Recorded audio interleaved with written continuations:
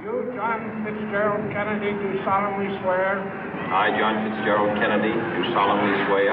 That you will faithfully execute the office of President of the United States. That I will faithfully execute the office of President of the United States. And will, to the best of your ability. And will, to the best of my ability. Preserve, protect, and defend the Constitution of the United States. Preserve, protect, and defend the Constitution of the United States. So help you God. So help me God.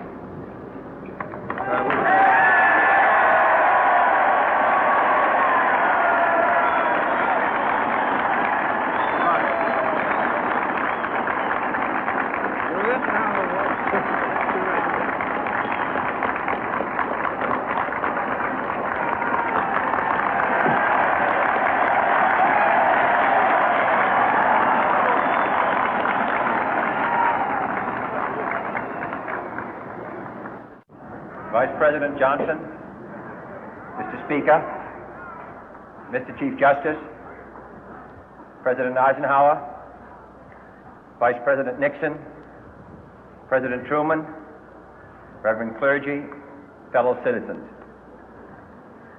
We observe today not a victory of party, but a celebration of freedom, symbolizing an end as well as a beginning, signifying renewal as well as change.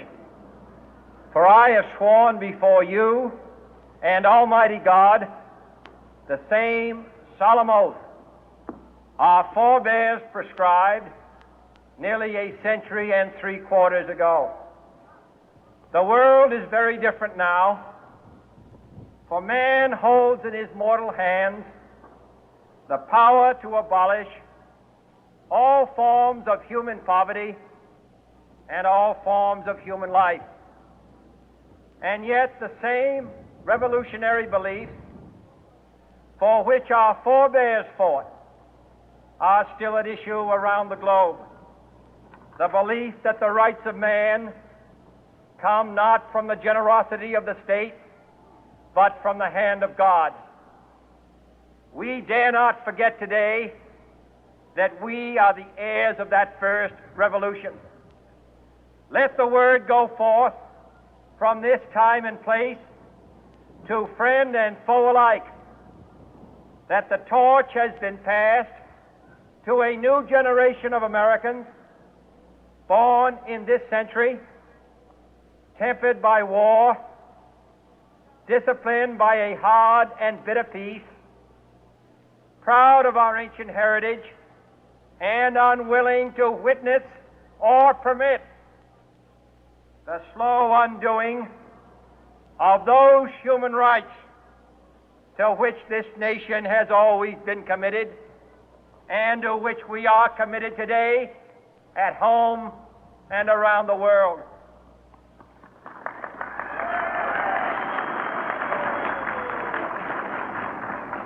Let every nation know, whether it wishes us well or ill, that we shall pay any price, bear any burden, meet any hardship, support any friend, oppose any foe to assure the survival and the success of liberty.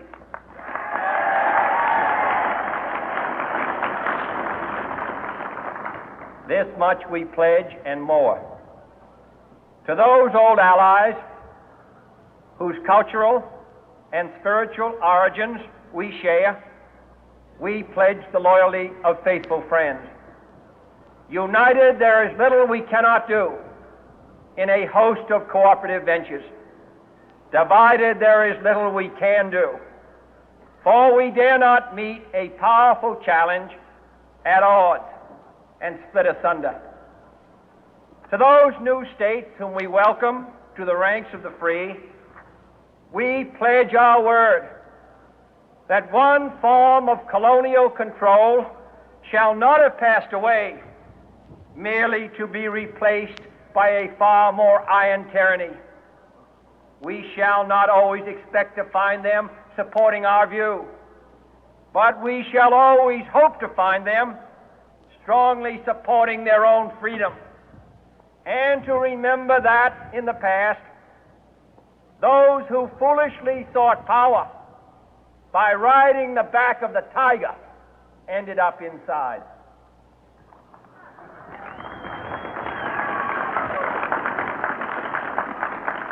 To those people in the huts and villages of half the globe struggling to break the bonds of mass misery, we pledge our best efforts to help them help themselves for whatever period is required, not because the communists may be doing it, not because we seek their votes, but because it is right. If a free society cannot help the many who are poor, it cannot save the few who are rich.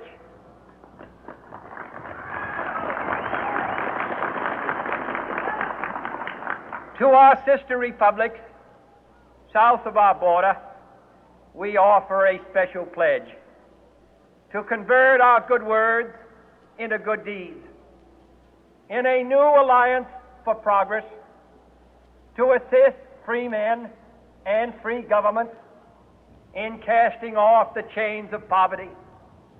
But this peaceful revolution of hope cannot become the prey of hostile powers. Let all our neighbors know that we shall join with them to oppose aggression or subversion anywhere in the Americas. And let every other power know that this hemisphere intends to remain the master of its own house.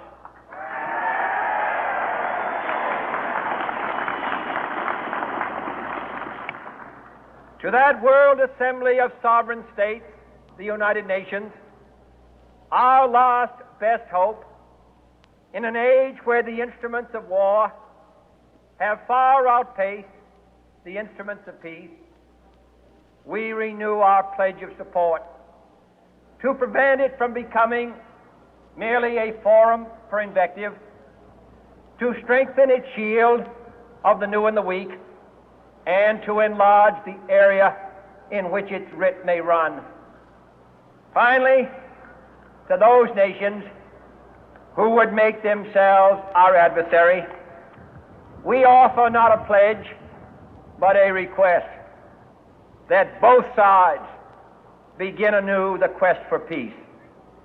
Before the dark powers of destruction, unleashed by science, engulf all humanity in planned or accidental self-destruction, we dare not tempt them with weakness, for only when our arms are sufficient beyond doubt can we be certain beyond doubt that they will never be employed.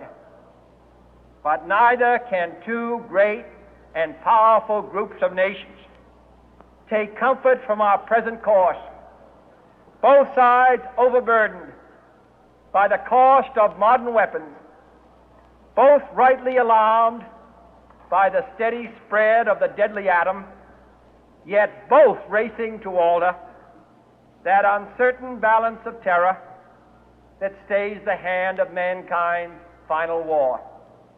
So let us begin anew, remembering on both sides that civility is not a sign of weakness, and sincerity is always subject to proof. Let us never negotiate out of fear, but let us never fear to negotiate.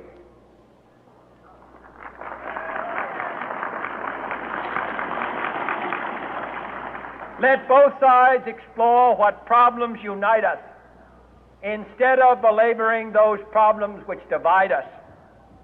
Let both sides, for the first time, formulate serious and precise proposals for the inspection and control of arms, and bring the absolute power to destroy other nations under the absolute control of all nations.